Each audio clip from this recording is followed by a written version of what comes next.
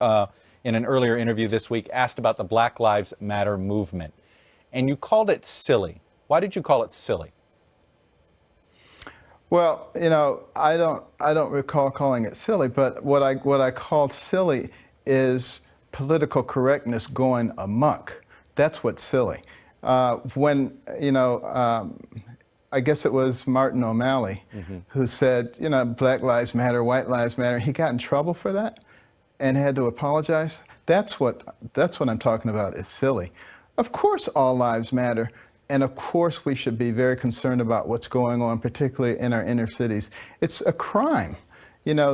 For a young black man, the most likely cause of death is homicide. That is a huge problem that we need to address in a very serious way. Well, and that is what the Black Lives Matter movement is doing, and why they criticize politicians for saying all lives matter, because their point is until that there is an equality here. That particularly you brought up African American men and that overall stat, but think about the issue of police custody, that an African American is more likely to die in police custody than any other race or ethnicity. Yeah, but again, I think we need to look at the whole picture.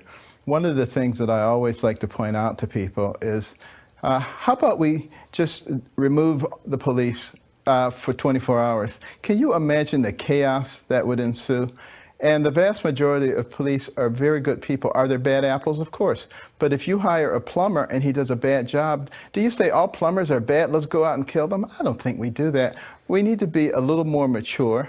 But certainly in cases where police are doing things that are inappropriate, I think we ought to investigate those promptly, and justice should be swift.